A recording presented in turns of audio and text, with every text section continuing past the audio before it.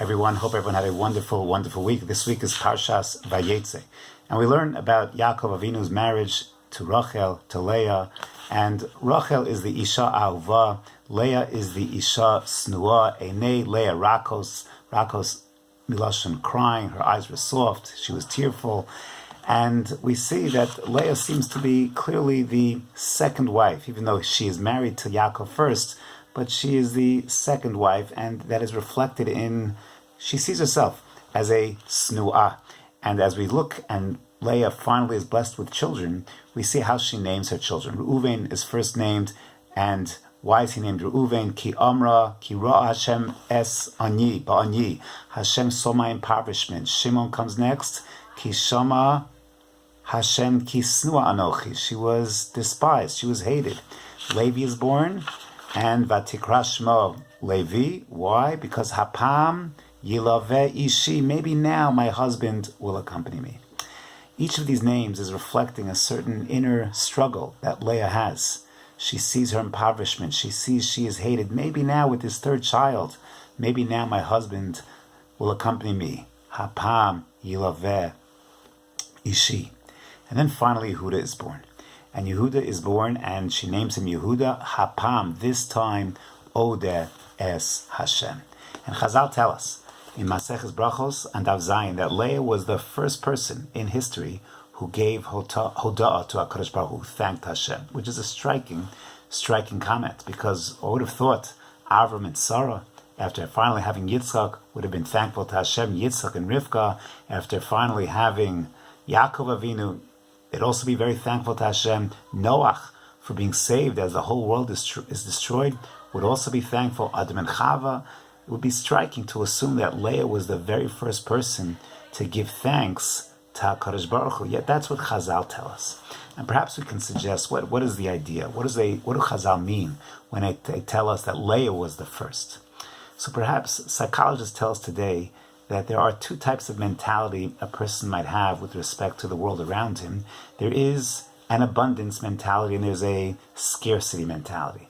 The scarcity mentality, the mentality of scarcity, sees life as there's a limited amount of assets.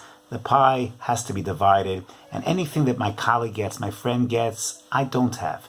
And I often look at not what I have, but what I'm missing. Scarcity mentality. Then there is a mentality of abundance, that I don't look at what I don't have, I don't look at what my friend has, but I look at what I have. An abundance mentality. Look at how much I have. And Leah, perhaps one can suggest that she undergoes, once Yehuda is born, she undergoes a fundamental shift. Because beforehand, she was looking at what Rachel had, perhaps, at what she was missing. She was impoverished. I'm missing something. I'm lacking. Reuven. I was Sanua Anochi, Shimon. Ki Ra Hashem Ki Snua Anochi. My sister has what I want, and I don't have the affection and love of my husband. Maybe now, Hapam Yilaveh Ishi. Maybe now my husband will accompany me. Always looking at what she's missing, what she's lacking, a scarcity mentality. And then a shift takes place.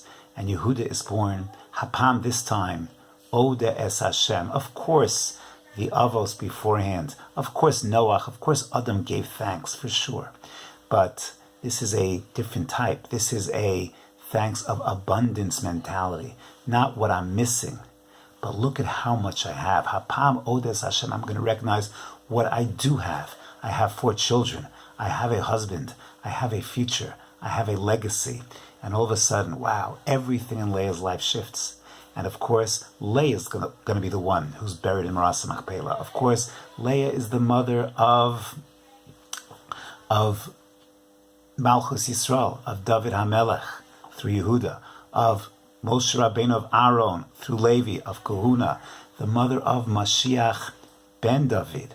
Everything comes through Leah. Her ultimate resting place is going to be right beside Yaakov in Maras Machpelah.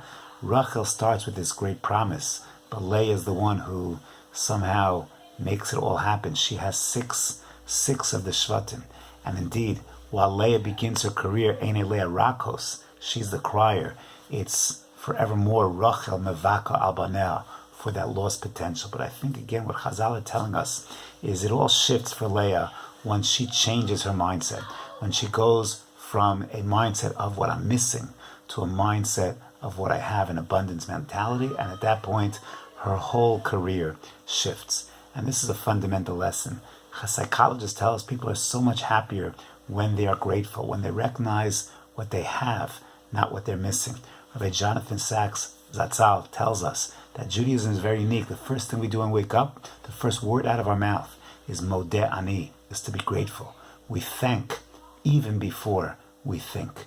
And that's something to be mindful of, to think about, to reflect upon, to have a stance of gratefulness, of abundance mentality. We'll certainly all be much better off and much happier for it. Have a wonderful Shabbos Kodesh.